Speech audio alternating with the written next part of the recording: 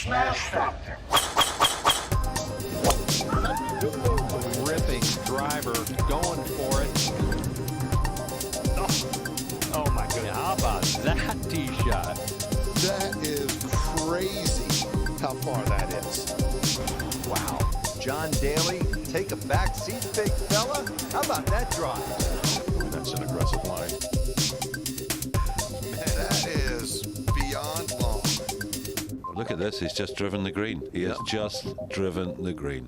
I guess hello world, huh? Welcome everybody to episode 111 of the SmashFactor, the 2020 edition, and actually the first edition of the Workday Charity Open, played at Muirfield Village, where the Memorial next week will be played. I'm sure you'll hear that over and over all week on the pods and whatnot.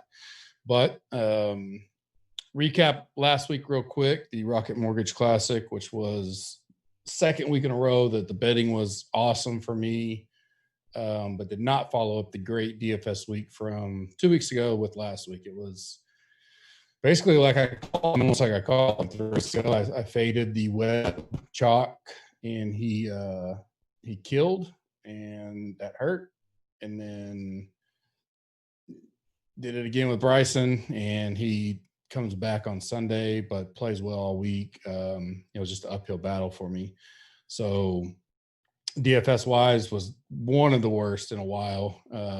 Even showdown didn't even get going. I had, I think, one good showdown day, maybe Friday. Saturday maybe broke even. I'm not quite sure. And Sunday was, I went thinking Wolf, Armour, some of those guys would hang in there, especially Wolf. I really thought he would, and I think he would dominate again like he did Saturday, but I thought he would at least shoot 2, 3, 4 under, make it where those guys would be tough to catch him, and do what he could to, maintain the lead. And then he, actually caught fire there on the back, made a good little run. I thought he was going to put, and Bryson made that big 31 footer on, I think it's 17 that just, made it impossible for Wolf to try to catch it. And even then, Wolf, burns edges all day long. Let's see. So I think you want to birdie him 14, 15, and then he could have birdied 16. He could have eagled, 17, I think it was. But in that 5-hole stretch, he had 3 or 4 birdies and could have had an eagle and a birdie on top of it and still been right there. But needless to say less, it wasn't a good DFS week. The pool was great. I mean, Bryson was my number 1 ranked guy. And some of the other guys I had in there, I had Armour in my pool, which, he's a FOMO guy for me. I'm always going to chunk him in at times. But overall, just wasn't the week. Just didn't get the right pieces in. Reed hurts me again. Be interesting to talk about him this week. 2 missed cuts in the last 3 tournaments after he rarely misses cuts. But this course this week should set up for him. Reed was probably the biggest I can think of off the top of my head on the missed cut line. Finau was huge. I thought he was going to give me a spark going into the weekend. Drains a long one on 18. I think he birdied 4 of his last 5 Friday to even get inside the cut. And he did good. Made a huge charge on Saturday. I had 20, I think I had 20 in the millie, if I remember right. And my 6 of 6 wind up making a huge run on Saturday. And I was top 3 in the millie, 1 point, winning the $5 for most of the afternoon. 1 point I was up like 156, 160K. And it was 1 bullet. So I knew they had to go back to back doing that again. I think it was Wolf, Armour, Finau, Wesley Bryan, and then I had Sung Jae. So I was like, Sung Jae is kind of the weak link there. So as long as he could go out early Sunday, then the other guys just kind of keep pace with what they were doing. You never know. So I had 1 chance there, and that pool of guys was good. I just had no Bryson. I literally had I think I full faded him for the full tournament. That's just a call you make. I had we had a lot of new subs, so sometimes I try to explain a little bit more. They were like, several of the guys like, man, I don't understand they have such a great betting week. We had Doc first round leader, wound up chopping it, but still 16-1 return on the chop. Had a great Sunday betting, 2 3-stars and a 2-star, sweep the board. But on the week overall, the whole betting was good. And I was like, well, it's just two different things. Like, I mean, DFS is a strategy amongst the minor lineups, the contests, and so on and so forth. Betting's just betting, against, the book. So it's not like I'm not going to, like, would Bryson have been my top play last week? Statistically or model or however you want to describe it. Yes. Like, he was my number one play, but I made the strategic part to say, I'm going to try to fade him and gain leverage elsewhere. Still working with, and this is something I'm going to work on over the next 48 hours. Pulled some data in last night, looking at things I've been doing this for like 6 months, and I'm just, someone like me, I like to test it, back test it. I don't want to speak unintelligently or not give good advice to our community, especially, but I'm really honing in on this T65 and these big field deals, because I think there are strategies there that can be had. Just trying to grasp it in the right way so that we attack it the right way. Does that mean you take more flyers and try to build a solid 5? You could say that, but I mean, one of those solid 5s could easily miss the cut. So, I mean, I don't know the exact answer, but there are logics out there that I'm working on to try to figure out, all right, it's more about how do we adjust our pool building for when we've had super low 6 of 6s, since the reboot. Basically, I think the highest one was just under 10%. Most have been, all the rest have been under 5% easily. And that's even with last week. Bryson makes it, and I still think it was like 4% or something.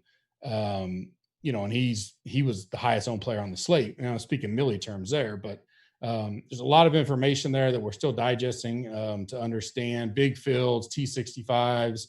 Do we attack it more like the Masters, where we, how many people are going to get through, in a sense? It's, but it's a limited field, so we kind of gauge a little bit differently. Here it's super, super low percentage. So do we take more risks in that sense? Do we tighten our core down? Do we spread out bullets? Because right now, I think my adjustments, I've done a couple of these. I'm even playing down in the $5. Hell, I've done the mini max last couple of weeks just to do work on strategy. And I think people have DM me like, "Hey, I see you in the mini max. Why are you down there?" I'm like, because I'm working on it. Like, I'm proud. I had someone ask, "What do you mean by paying tuition?" That's not much tuition, but I'm gonna put 150 max in those small things to work on different pools and strategy to go, okay, if I go tight core.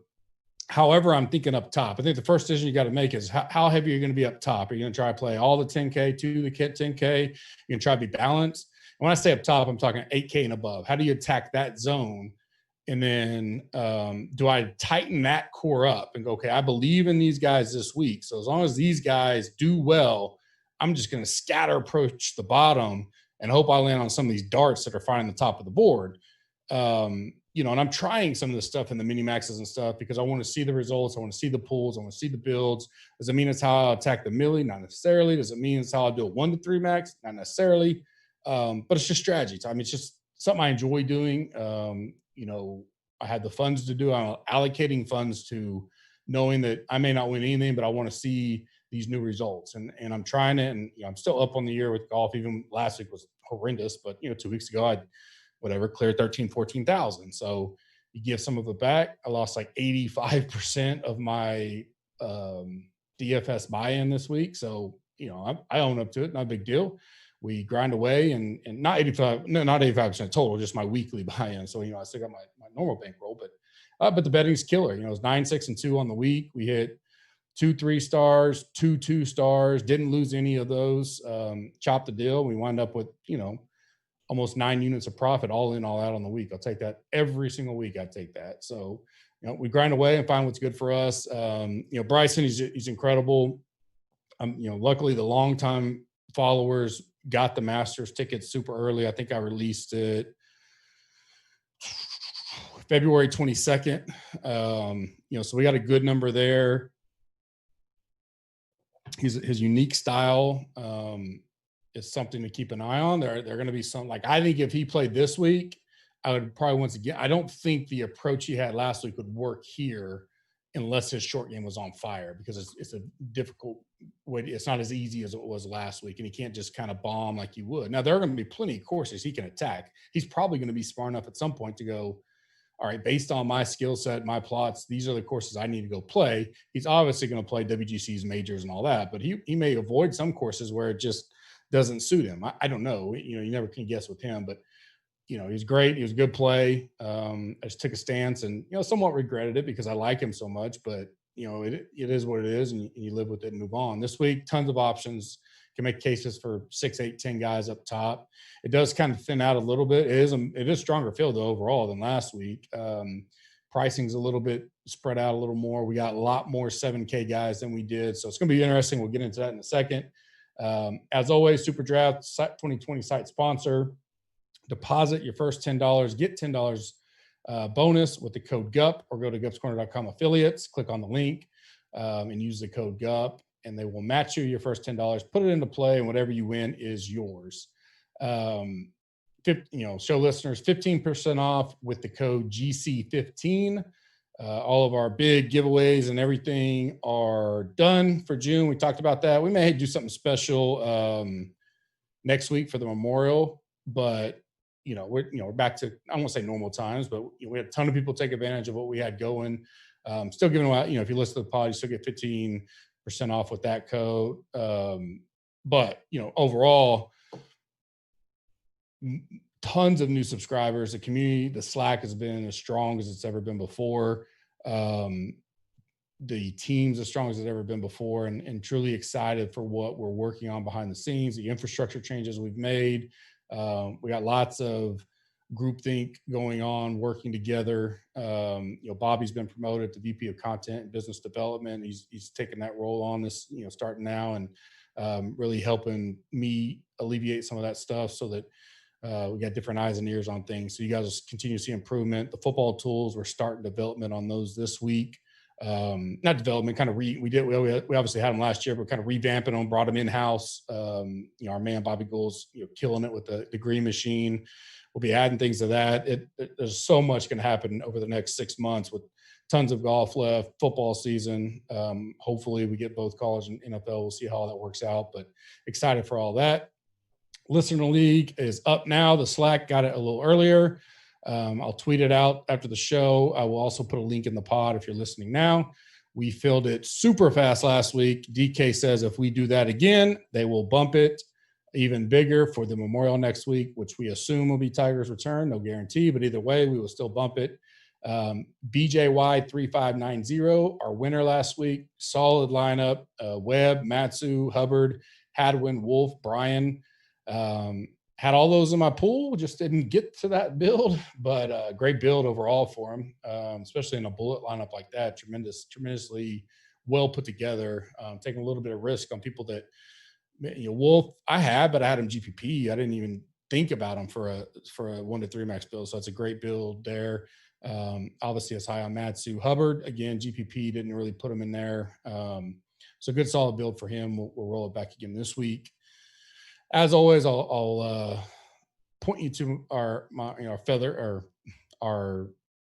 contributor over at the Fantasy DJing Podcast, Kenny Kim, best in the industry at Course Preview. It will come out tomorrow. He is a little under the weather, maybe a little bad food, bad crabs potentially from yesterday based on his Twitter. So that article will come out a little later. Normally it's out this afternoon, but it'll be out tomorrow. And then he adds to it for Wednesday. But the podcast, he does a good job of previewing it as well.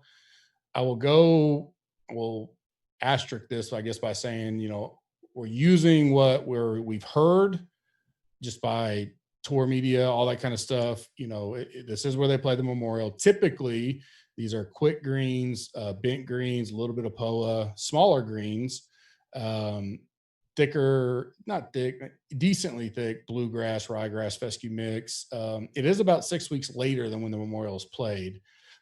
What we've heard is a little bit slower greens this week, and the rough will be up this week. And then they're going to cut the rough down, obviously get the green speed back up for the Memorial next week. And they're going to try to use different locations on the tee boxes than what they will next week. At the end of the day, it's still the same course, but they're going to try to tweak it enough. For me, I'm obviously still just going to look at how people have played this course. Historically, I'm not going to put a lot into course history if they're really changing it that much. Focus more on recent form and stats, but that's what we get from them right now. There is a potential of rain. I think it's raining today pretty good, or potential, maybe tomorrow, But as far as tournament goes, there is a strong potential range for Friday and Saturday, even a little bit Sunday. Saturday and Sunday we can't do much about, but I will be keeping my eyes on it. And if I have to tweak or do a heat map, you guys that have been around know what those are for me. I will do those on Wednesday if I need to. If I feel there's a strong enough advantage Friday to get a better draw Thursday and Friday. So we'll keep our eyes and ears on that. But for now, there's a chance of good storms. They look more like a springish, early midsummer type, so they pop up and go. So that's something I'm not going to really bank a heat map on. If it's like, man, it's going to be raining from noon till 6, pretty steadily, then maybe we decide different on that and change. But there's so much that goes into that. I really don't even think about it till maybe late Tuesday night, early Wednesday. Normal cut here is +2. I'm going to go with -2. I think it's going to play a little easier overall. Could be -1. We haven't seen a cut less than 4, I don't think, since the reboot, maybe 3. But I'm going to go -2. In general, this is a tougher scoring course year in and year out for the Memorial. -12, -13 type number. Again, think it's going to play a little hair easier. 14, 15 is where I got it right now. That could change by Final Thoughts Wednesday as we listen to the guys. That's why it's big to listen to those little pressers and Twitter and stuff like that. Here, basically, the biggest deal is, the way it's typically been set up, you got to score on the par fives. 40% of the par fives get hit birdie or better. So that's a stat I'll be keying on. Hitting fairways are, especially if they're going to have the rough even thicker than normal. I think that puts even more emphasis on hitting the fairways and giving yourself a shot. New to the course this year, there was it's like 70 something guys hadn't played this course. Obviously no one's played it under quote unquote the Workday Charity Open, but in my model, I use course fit. So I just kind of use Muirfield's history, although there's been no results under these setups. So the ranges this week, like I mentioned, they tweaked a little bit. 10K, 6 guys, 9K, 4 guys, 8K, 11 guys, 7K, 43 guys, and 6K, 91 guys, which basically they moved a decent amount of those 6K up to the 7K and brought some of the 9K. I think last week we had 6 and 6. So I took a couple 9K out, made the 8K a little bit bigger and the 7K a little bit bigger. If you're new to the pod, we continue to grow. I appreciate it. Thank you. I do a Dirty Dozen format. I give 12 picks in 4 different tiers. The first 3 are salary range. The last one is a flop, a fade, and a sleeper. I do a little roundtable wrap up. Being solo pod, I like to just hit on guys that catch my eye, good or bad, information, stuff like that. Talk a little bit about strategy. I give 3 guys I've kind of just in generally caught my eye, keep my eye on. Maybe it doesn't have to do with this term necessarily, but just in general. And then we hit the betting strategy, one and done strategy. I'll go to the premium channel, pick 2 or 3 questions to answer for you guys. Those guys get a free shirt or hat if I select them. And then we wrap it up and get out of here and get ready for Wednesday night. So first tier in the Dirty Dozen is 9K or above. My personal number 1 play this week, and I'll be heavy on, is Matsu. He's played this course well. He's played Bridgestone well. I'm sure you'll hear Bridgestone as a kind of a comp as well. He started out a little sluggish last week, but came on strong, finished 21st. He was one that had a big move on Saturday, I'm sorry. But unlike Finau, he backed up his Sunday and still shot decent until I think it was like 14 or 15. He goes bogey and then double. Not before that, he climbed as high as top 5 at late in the afternoon. So I'm gonna get on him. He's a guy that I like his form. Is really he's in that zone. He's top 6 in stats, top recent form. He's not my top ranked guy based on the statistical model, but just personally, he's my favorite. Mainly the dollar amount coming into effect. I saved so much. Be interested in listening to Tambo, still close brother of mine, obviously. That they actually are just right there. They're just teasing him with, he's always 5K Dick, but he's literally right on 10. So I'd be interested to hear what he talks about. If he's 9,900, maybe in play 10. No, I don't know. But with 6 guys in the 10K and he's the lowest, I still like it. Second's Brooks. I'm interested to see the industry talk on how, statistically wise, he just doesn't pop anywhere. Now he had some injuries. He, iron game's been a little off, but he really came on strong and finished good at the RBC, a 7th. He's not played the last 2 weeks. Remember, he withdrew from the Travelers with his caddy testing positive. It seems like weeks ago, but I guess it's 2 weeks ago. So he's back. As presumably he would at least play the Travelers. I don't know if he'd play last week, but form was picking up for him. I like him, especially if he just kind of goes overlooked. I really think JT and Rom will get most of the talk this week, 10-9 and 11-1. So if Brooks and maybe people go down to Xander or maybe even Matsu, and Cantley's right there. And I think Cantley is my number one rated out player in the model, but interested to see where Brooks winds up. I don't think he's going to be chalky, so I like him. Last one for me is Cantley, 10-6. I'm still saving some money. He won the Memorial last year. He was actually Buck's pick to win. Had in my notes after every tournament, I write notes up. So the next year when I pull it up, but Bucks picked Cantley to win on a Monday, goes on to win it. He's fourth in my stats, fourth in my recent form, first in the course fit. So not much I can say bad about Cantley. I think he likes this area. He got 11th at Travelers after we all kind of wondered, not we all, I was on him, I played him, but some wondered how would he bounce back after he had the surgery and where your nose, because you can't breathe and stuff. I forget what that's called, but it wasn't anything to do with his golf game, but he was off for that, plus COVID in a sense, but came back and played well. So I don't mind going to Cantley. 7,600 to 8,900 is our second range. First for me is going to be Neiman. He's a foam on mine generally. I like where his ball striking is. He's played this course well when he's played it. I don't remember if it's once or twice, but a fifth at RBC, 63rd at Travelers, which wasn't great, but struck the ball well. I think Travelers is putting, if I remember correctly. 8,400, great price for him. I like his betting number 2. I've already locked it in. That's my free bet of the week. I think I got it at 43-1. May have popped at 50 at some places, but the best I could get was 43. So lock that in. Next up for me, Woodland. I went back and forth on a couple guys here. I don't know if he's going to be talked up. Stat-wise, he looks there. He's done well at this course, normal course. 8,300. Just the potential there in general. I like him. He's 7th in my overall model. Good price, I think, for him. I think maybe even a little underpriced. So I'll go Woodland. Last one in this range is Strillman for me. Hoping he's under the radar, but maybe not. He had he finished 47th at Honda, and he goes miscut, and he goes second at Travelers. He fits this course well. He's played it well. Stats, he's 12th. Recent form, even with those miscuts, if you go back and look, he's right on the line a lot. So 7,800 seems like a good price for him. Hoping maybe a little under the radar, but I like him. Our next tier, 7,500 or less.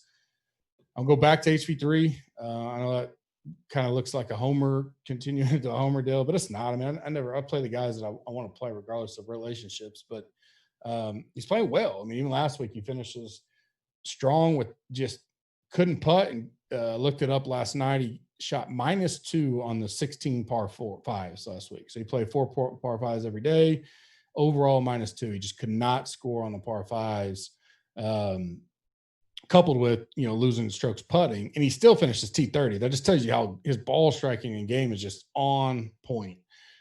I'll go, now you're at a course that putting isn't as relied upon. I don't think we're going to see 18, 19, 20, 22s. I think that suits him a lot better. Him, Binion, Doc. I don't even know if Doc's in this field, but I didn't see his name when I was prepping. Those kind of Luke List, those kind of guys may get favoritism. And I like Harold's short game around the greens. Hit or miss there at times, but overall he's been doing pretty good. So I'll go back to Harold. Ryan Palmer, he's been hot. We've been on him most of the year, all of the year. I talked about him up early January, February. Keep an eye on him, especially because I talked about this in January. He got that W. It was a team deal with Ron, but he still got it, and it frees you up when you got your card and you go play, and he's played great. He's had some miscuts in there. So, but 7,200 seems like a good price for him. Stats work out great here. Hadn't played this course much on the course fit deal. Not at all in the last 5 years. So, but other than that, I like him. Russell Henley's last in this range for me, 7,300. This was a flip and a flop between a couple guys. Lowry was there. Few in this range I like. McNeely.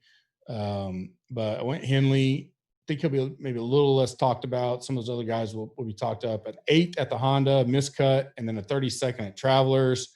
Stats wise, he's just average 40th for me. And then, he played well here. He's 19th in my model for guys playing Muirfield over the last 5 years. So all that put in and that price tag, I will go Henley at $7,300. Fourth tier, flop, fade, and sleeper. Flop is a person I think that will not return his value the most. I am interested to see. I didn't put this guy as a fade because I'm not going to fade him. I just want to see what his talk's going to be because he's showing life again. He's 8,600. He's actually had pretty good results here in the last 5 years at Spieth. I think this is a big week for him in a sense of, all right, does it just keep the momentum going? Because if he doesn't hit fairways here, I think he's going to be in trouble. And and if he's going to be presumed talked up a little bit, maybe not chalk, but maybe, go back to the well with him, I'll dodge that and call him the flop of the week, not returning his value. If no one really talks about him, he's 5%. Will I play him 5% in a 100 max type deal? Sure. Or maybe even one lineup out of 20. Yeah. I don't mind looking at that, especially with his results here. But right now I'm not big on it. And I kind of hope he does get talked up. We'll see. My fade this week, this is not a stone cold hard fade. It was just, probably light at best. But Rahm does not have as good of a history here as some of the other top price guys when you just look at his results. Now, I know it's going to be set up differently, so I'm not putting a lot into that, but you can't play all the guys up top. And if I had to choose between Rahm and JT right now, I'm going to go Rahm. They both missed a cut in their last 3, so they're not, invincible. JT's had a 10th and 8th miscut. Rahm had miscut 32nd or 33rd, 37th. I think JT's been sharper and has the better approach around the green game for me. It's not a ton better. He drives the ball better, Rahm does, but I'll take JT's approach, who's number 1 in my approach this week, and around the green over Rahm. It's just I can't play both. I mean, you could play both those guys. I think they're both going to be talked up enough, 20% plus-ish, that you got to, for me, the best strategy is to fade one, maybe go half the ownership, go with the other one, then pick your other 2 in the 10K range that you really like and roll with it that way. But, it's Monday. We got the right to reserve by the time we get to Wednesday. But right now, everything I'm seeing, that's where I'm at. Sleeper was really, really close between 2 guys. I'll go ahead and give both just because I don't want to leave you hanging. But official sleeper is Jonathan Bird. He finished with the 12th last week.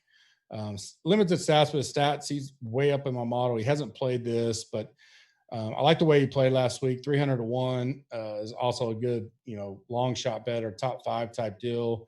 And then James Hahn was the 3B. Has a really good showing at this track, $6,500. He had a miscut, but didn't play just horribly. And then he got T30 last week. So I kind of like, he's decent form wise. He's 20th in my course fit overall. So actually he's 64 too. So both of them are $6,400. I think those are good prices for guys that we can scatter and, especially on these GPP builds. And they may get talked up. I don't know.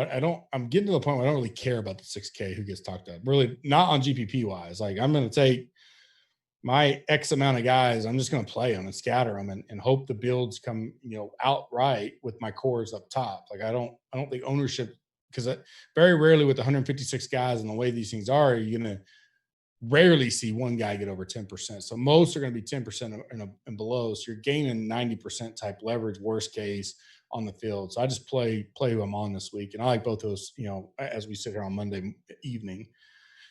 Roundtable wrap up some of the guys that couldn't squeeze in there. Morikawa coming off his first miscut ever. I don't know if that's a monkey off the back for him or if it matters, but he's 6th in my model overall. Certainly we'll go back to him and some GPP stuff, potentially a 1 to 3 max build as well.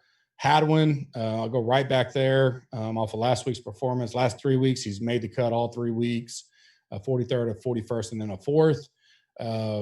Hovland, just solid, super solid, played good again last week.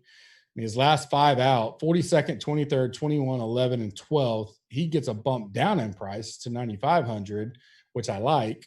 He's number 1 in recent form for me and 19th in stats. So I like the price there, and I definitely will be on Hovland. X, I don't mind. I don't know if I'll get there because I got to pick and choose. It really depends on what I do with Rom and JT. If I want to get a little bit of both, maybe X falls out. If I completely fade one, maybe I bring X in and go that way, especially on the big GPP type stuff, 50 lineups plus. I don't have anything negative against him. Decent results lately. Got a third at the Charles Schwab, then a 64th and a 20th. Certainly, I mean, nothing to write home about, but his potential's there. We know that. He's 36th in the course fit here as well. Connors, I like Connors, another guy talking about guys that putting may not hurt them as bad as normal. I like Corey Connors this week. You know, he's hitting the ball well. Up and down, you know, a miscut, then a 19th, a 21st, and a miscut. He took last week off. Don't know if that's good or bad, but stat-wise, he's 11th for me. Maybe if he can get around. I do worry about his around the green. He is not very good around the green. So that's my one hiccup on him. He does hit a lot of greens, though. So if you think it's just kind of he's a GPP play only for me, probably. But because if he's hitting greens and all that, you don't have to worry about the around the green. He certainly gives him an advantage in this field. Fowler, you know, obviously went heavy on him last week. He paid off at the end, but you know, T12, he definitely struggled. He had to fire a good back 90 even to make the cut. He was kind of on that phenol line, but stats are still just kind of off. 9K though is a good price for that kind of talent. I'll see if he gets hyped up after the 12th finish. I don't think I'd jump on that, but if he's going to be around the same ownership, maybe a little higher. I mean, he was 6% last week, so I could get good leverage on him at, you know, at that price. I'll go Fowler, but we'll see how that hype comes in. Rose, you know, steady Eddie. He's coming off a miscut at the Travelers, a 14th and a 3rd before that. I expect him to get talked about a lot. So I'm going to let ownership dictate where I go there, but I do like him on Monday.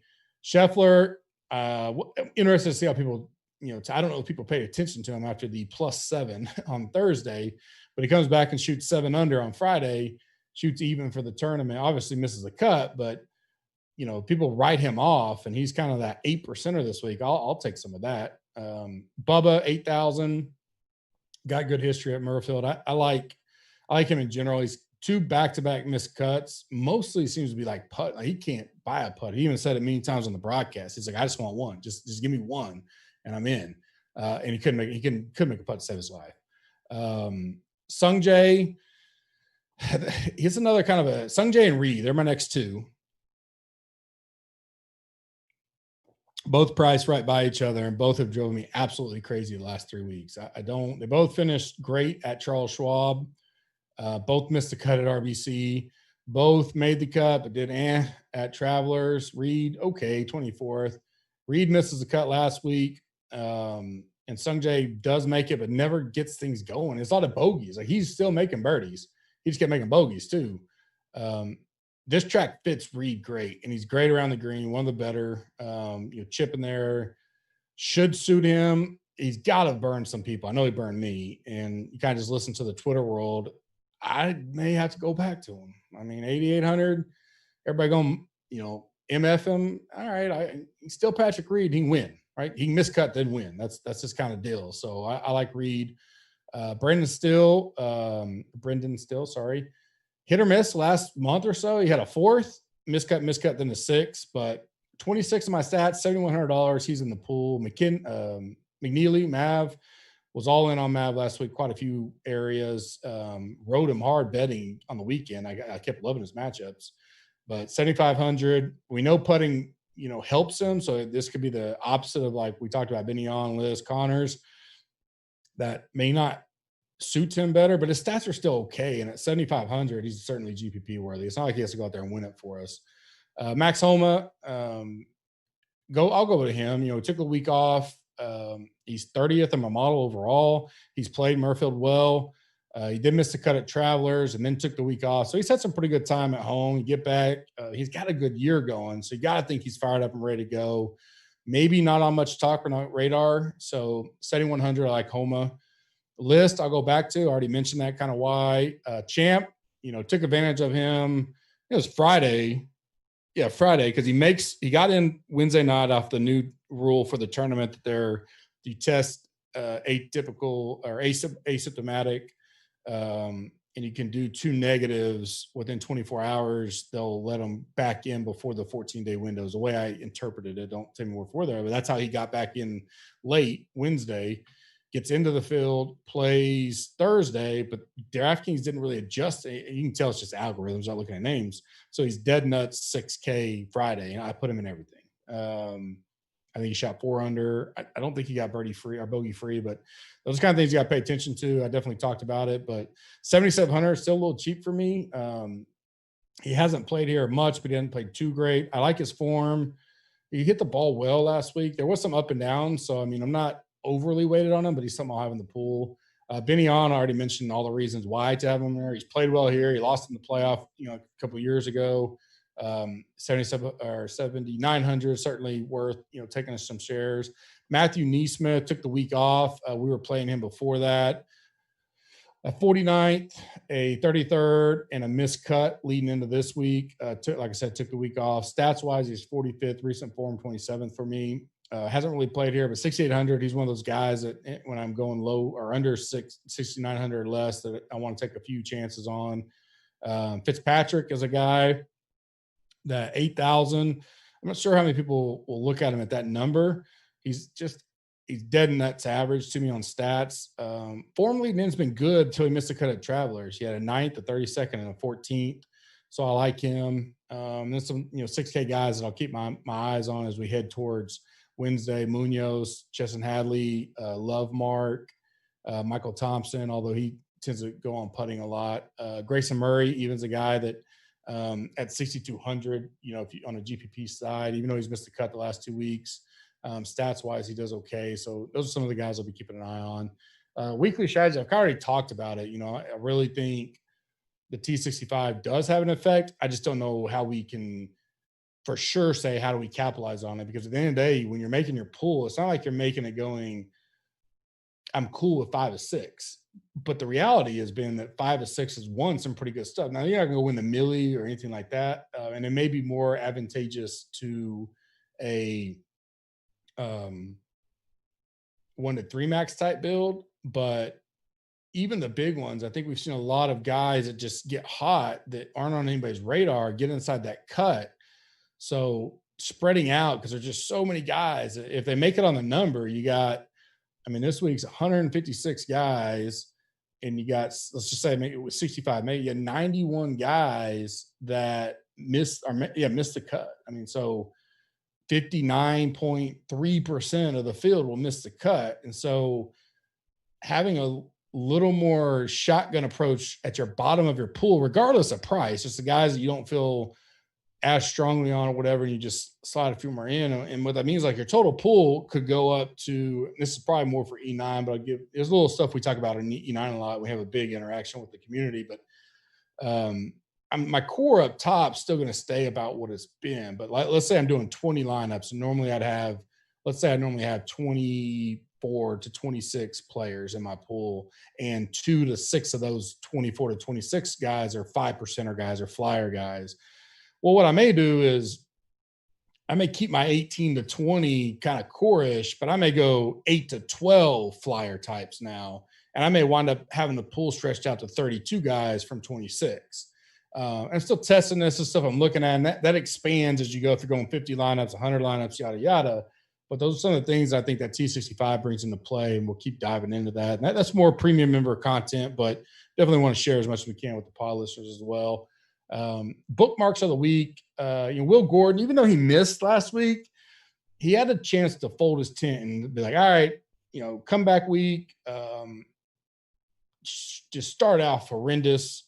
I'm out. He fought his way back. He still only got to -2, but I like the grit. And I said that last week, but I continue to like it. Obviously, he was in my lineups. He was one of the guys that kind of cost me a little bit, but he's a guy I want to keep on the radar, because he could have said, I got my card or a special card or whatever, and I just started. I think he started 3 over through 4 or something. He could easily fold his tent, but he didn't. He fought back, and that's like Doc. Doc does that a lot. We've been on the Doc train. A lot of people got to feel the Doc train last week. Gups Corner been on Doc train since day one, unquestioned before anybody. And he fires the old first round leader, and then just like When's he going to go? When's he going to get? He just didn't really get going. And he'd get on a birdie and then it'd be like bogey, bogey, double. I'm like, yep, that's the doc we know. Like he just rolls up, but he never goes away. Like you never feel like he's out of it. You feel like he could three birds to get in. And he does that kind of stuff a lot. But I like the grit and the fight there. And last is Reed. I think people are going to wash him off, especially newer guys to the industry. Potentially, even people that are in the industry typically don't like Reed in general. I have no problems with him. I like him. I'll play him. I think the price is too cheap for his upside and talent. Maybe I get burned by him again, but what I'm not going to do is not play him this week. Watch him T5, T10 this thing at 8,800 and be pissed at myself. So I'm going to be in on Reed. I don't know to what level. I'll have to kind of watch and see how I feel. But, I mean, he's out there to compete. I promise you that. So, or he wouldn't be here. So definitely like going back to Reed. Now the betting strategy brought to you by Monkey Knife Fight. We will be rolling out all signs pointing our first free roll challenge next week for the Memorial. So if you do or already have done what I'm about to say, you're in the free roll. We're going to give away tons of prizes from them and us. And then anybody that beats me in the challenge also gets more prizes. All free, all to get in. How do you get in? Go to gupscorner.com/affiliates, click the link, deposit up to $50 and you get $50 match. So you can if you put 50, you're going to have 100, go play. That's all you got to do. You put 10 in, they're going to give you 10, go play. As soon as you click that link, register and put some money into play, you're automatically entered into the free roll. It'll come out next week. As I get more info from them, I just saw the final. We got our own little landing leaderboard page. So we'll probably have that embedded on the site. Or in Slack also. So next week it'll be cool. We'll be able to click that and it's going to be everybody that's in that challenge will automatically be in there. It's going to be fun. Do that now. It helps us out a lot. Obviously, we're trying to prove to them how good of a community we have. So you can also go to monkeyfightnight.com and deposit and just make sure you use the code GUP. So there's two ways to do it. Use GUP or use the link on our site. Deposit anywhere from $5 to $50. They'll match you. Put it into action. You're in the free roll next week. It's going to be fun. Lots of prizes on both sides there. Outrights for me, I made the one bet. I told you Neiman. That's the free play of the week. I like Woodland. I don't know if I'm going to go anywhere under 50. If I did anywhere, it may be Brooks. Like this will be a week that I go, man, do I swallow? I've seen him 16, 14-ish. Which is double the value that you got on Bryson last week. So I'd rarely do that. I've only done it a few times. Done it with DJ before, anywhere under 15 to 1. But if I do that, then it's really like Brooks, Neiman, and some Flyers. But I'm not saying I won't. But if I did anywhere up top, that's probably where I would go.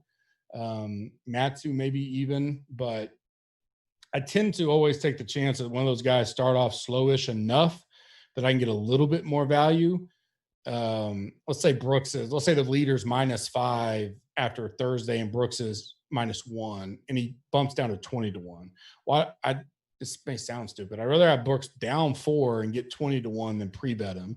But if I feel like he can go out and dominate from the first go, then you don't want to lose that value. And so it's a tricky deal there. But if I was going anywhere, Woodland, Neiman are the two that I kind of got my eyes on, and I like Brooks.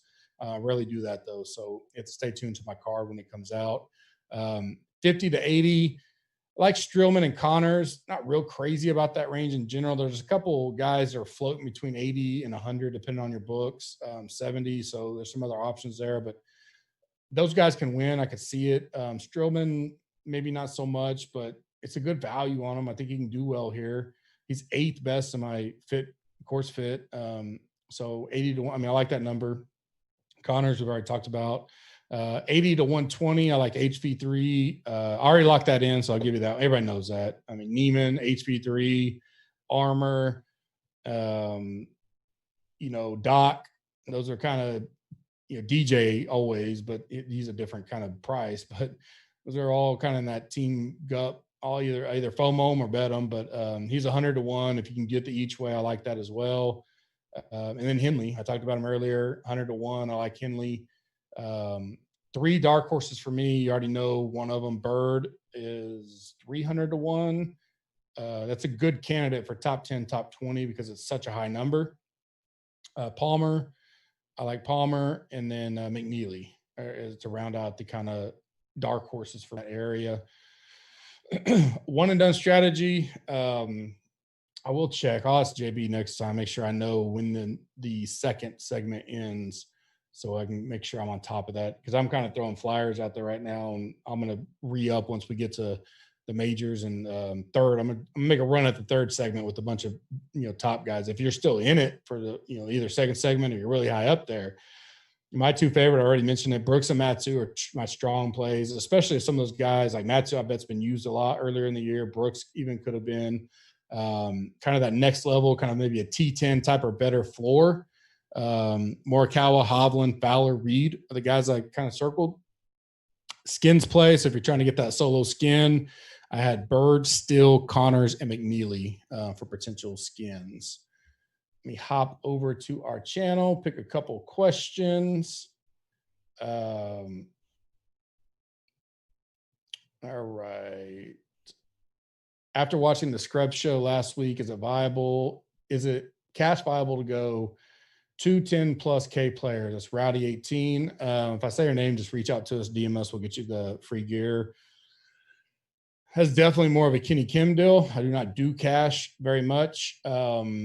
But I'll look at it as like a bullet. So maybe you're doing the 200 single, or which is a pretty good single entry they've been building up there. Certainly I can see validity there. I can easily make 2 10K guys fit this week with the way the pricing is. So I definitely would go that route. Bagger Vance 4. How much do you factor in historical putting history at specific courses? I bring it in, and I have even more at certain courses. The last 2 weeks I brought it in even more, and these are guys that are members, so they know that my deep dive on Tuesdays, I look at specific stats from that course, or if it's very limited course stats, I pull in 3 or 4 other courses that I can get to that, and I'll bring putting into those deep dive models just because it's more focused on that course. Now, it won't be a necessarily big stat for the week because we know the volatility and the variability in golf and putting and all that, but I do think it matters to some extent, at least to look at. So I do bring it in for sure. Get one more. Bankroll's taken a hit over the past 3 tournaments, looking to tighten things up. Talk us through your weekly process for selecting contests and what factors go into it deciding which to play.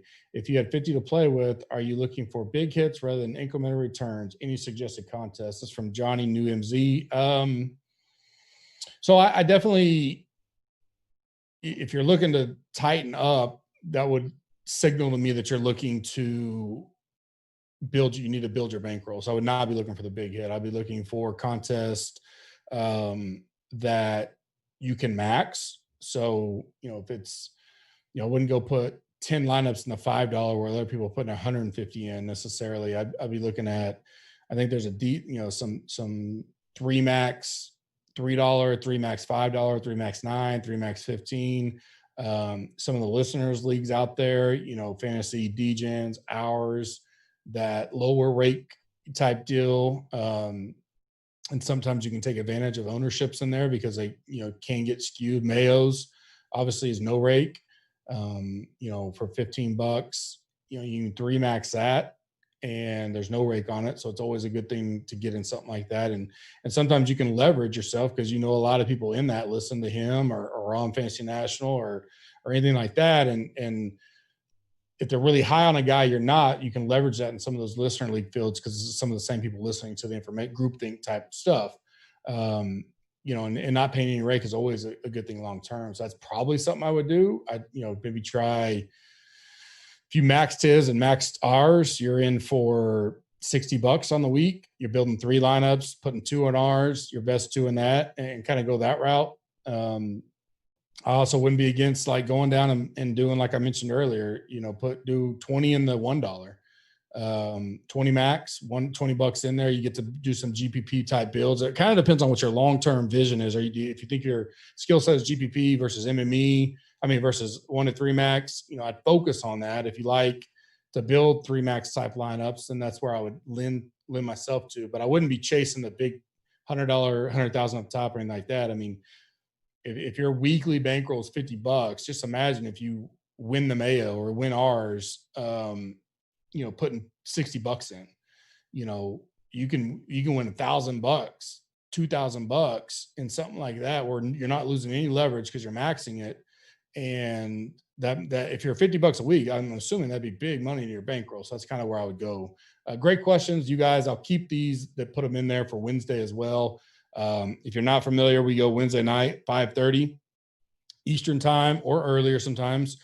And that typically that's our goal. So that we try to put that as a staple, but sometimes it gets tweaked around, and that's what we do. Like we have a live chat channel. The YouTube's live, but it's behind the paywall. And I sit there, sometimes have a guest on if I can, and then we just hammer out questions and talk strategy and go. We have final ownership rankings and all that.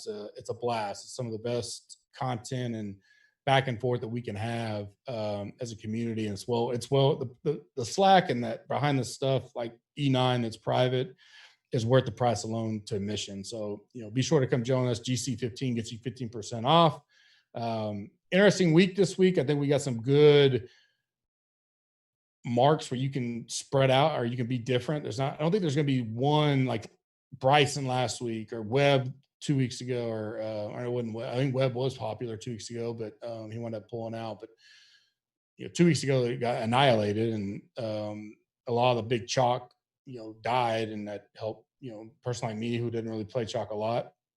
This week, I think it's going to be back to kind of where we were 3 weeks ago. So like RBC and Charles Schwab, where I don't think you're going to see anybody over 25%. And it's going to be much more spread out and balanced on ownership. So it's going to come down to strategic on building your lineups type deal, which hopefully we give you an advantage there. We'll see you guys Friday or Wednesday night, 5:30 Eastern. Hope you guys had a great 4th of July. It was a tremendous weekend back home for the first time. Enjoyed being around family. We haven't been around in a while. It was a great holiday.